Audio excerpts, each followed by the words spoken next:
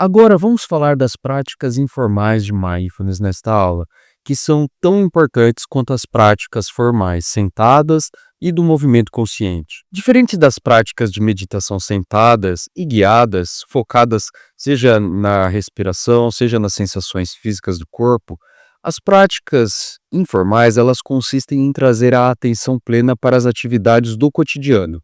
Ou seja, elas não têm uma âncora específica, seja no corpo ou na respiração.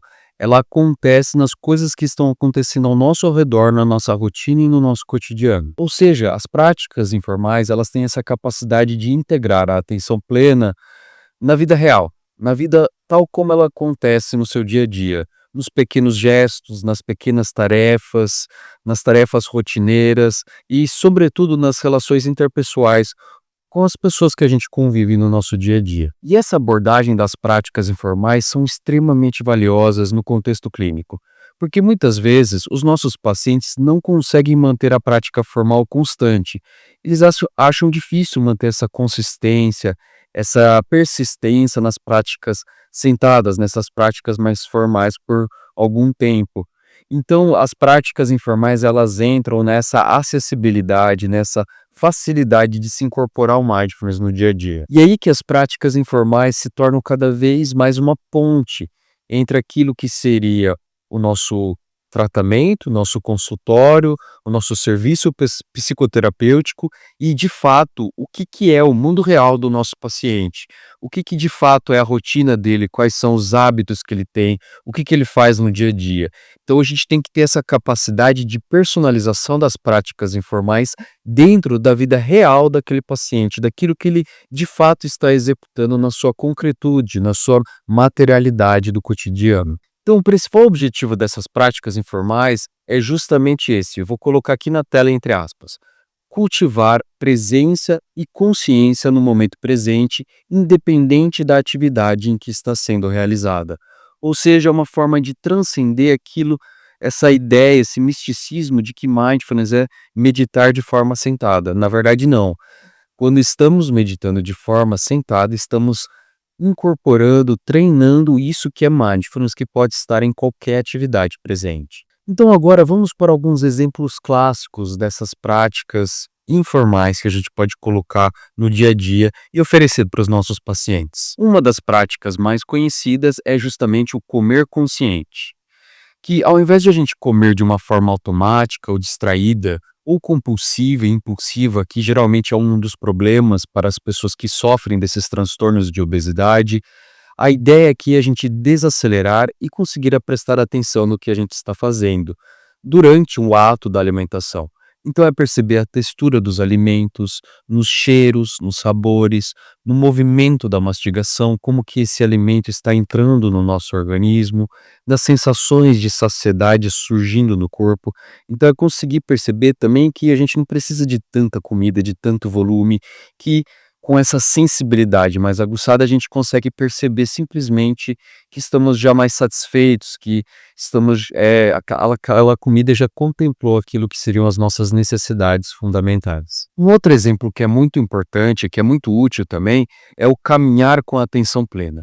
Aqui a proposta é justamente a gente conseguir fazer uma caminhada como se estivesse praticando a atenção plena, percebendo cada elemento que está existindo durante aquele ato de caminhar.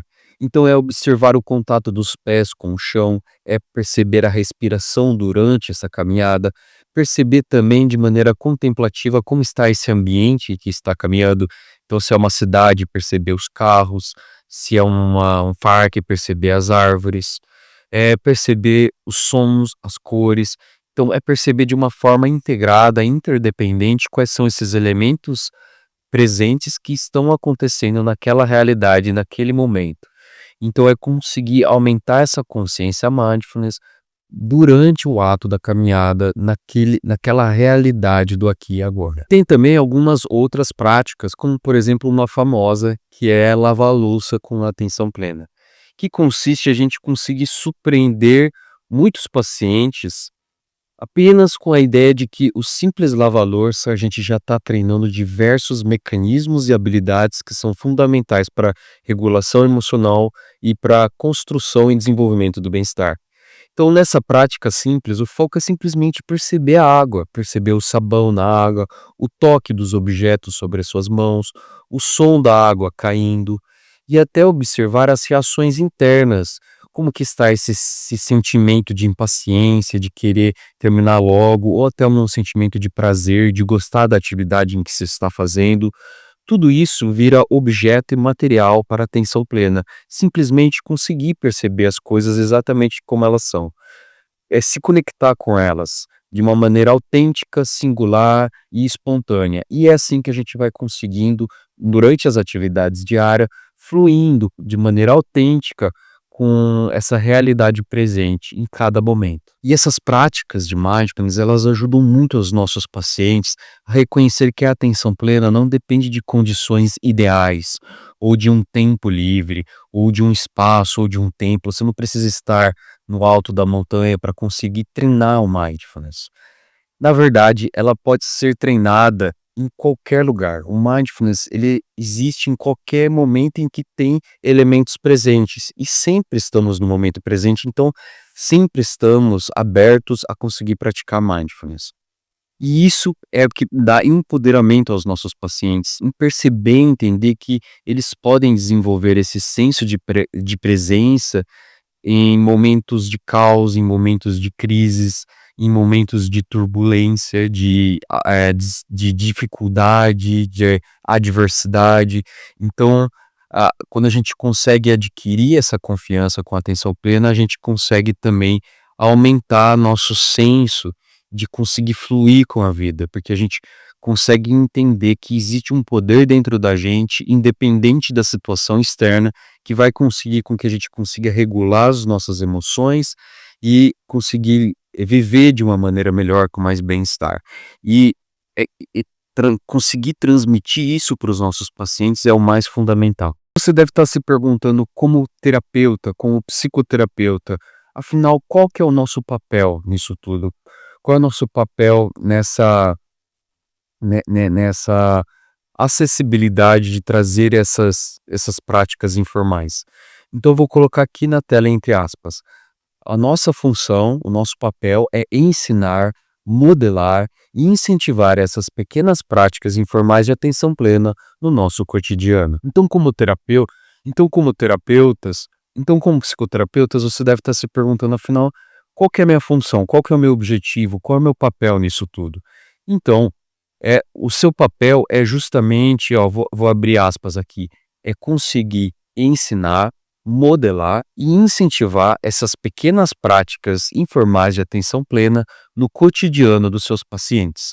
Então, basicamente, a gente conseguir integrar tudo isso que está acontecendo na vida real dos nossos pacientes e capturar esses elementos, esses detalhes, esses pequenos hábitos, esses pequenos atos e fazer desses pequenos elementos algo como um material da consciência plena, um material de a gente conseguir expandir a consciência e praticar aquilo que seriam as habilidades mindfulness que a gente está trazendo aqui nas nossas aulas. Então a ideia é que a gente pode convidar os pacientes a escolherem cada uma dessas atividades diárias, aquelas que fazem mais sentido para eles, aquelas que estão mais presentes na rotina, aquelas que eles têm mais capacidade de aumentar a consciência, perceber e até, em certa medida, se divertir, brincar com essa ideia de perceber os momentos presentes, conseguir perceber esses elementos em cada uma das atividades, seja comendo, lavando a louça, caminhando, tomando banho, escovando os dentes. E a questão aqui é poder ter essa subjetividade em escolher e se divertir com tudo isso. E além disso, é muito importante validar também as dificuldades que seus pacientes vão encontrar nessa incorporação do mindfulness informal durante as atividades rotineiras. E a ideia aqui é mostrar que a mente vai devagar, que a gente vai errar, que a gente vai se perder nos nossos pensamentos, nas nossas preocupações, lembranças, a gente vai para o passado, vai para o futuro, e que a ideia aqui é que se isso acontecer durante a prática informal, a gente vai retornar a experiência ao que realmente importa, ao que está realmente acontecendo ali naquele momento. Então, mindfulness não é sobre fazer tudo do jeito certo, ter uma ideia de perfeccionismo, de de ter um desempenho perfeito como um Cristiano Ronaldo da vida. Não. Isso aí é até um tipo de distúrbio, né? A ideia aqui é a gente simplesmente estar disposto a voltar ao momento presente, quantas vezes for preciso. Então é conseguir é, corporificar essa intenção da consciência plena. Colocar o mindfulness não apenas como uma técnica, uma prática, algo que você vai fazer sentado, mas sim como um valor, como um princípio fundamental para a vida, de entender que tudo na vida a gente pode fazer de maneira mindfulness. E por fim, essas práticas também ajudam muito a gente na generalização dos efeitos do mindfulness. Então, assim como as outras práticas do movimento consciente, as práticas sentadas, com diversos focos, diversas âncoras, com as práticas informais a gente vai conseguir aumentar a amplitude desses efeitos no dia a dia. E o paciente não apenas se sente melhor durante essas práticas formais e informais, mas também começa a aplicar isso em diversos momentos, sobretudo aqueles em que tem mais gatilho do estresse, aqueles momentos mais de transição em que a gente tem que ter uma tomada, né, de decisão, que a gente precisa escolher, aqueles momentos em que a gente está em conflito, sejam interpessoais ou internos, aqueles momentos em que a gente precisa de fato integrar o autocuidado, a consciência, a atenção e a gentileza na nossa vida. Ou seja, para sintetizar aqui a nossa aula, a prática informal de mindfulness é onde o mindfulness de fato se torna vivo na nossa vida.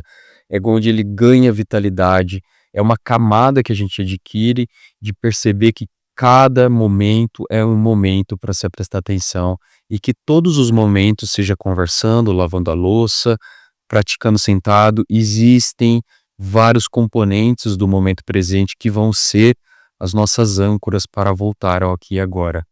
E que é exatamente neste lugar onde a gente simplesmente se integra com a vida do paciente, com a vida tal como ela é, momento após momento.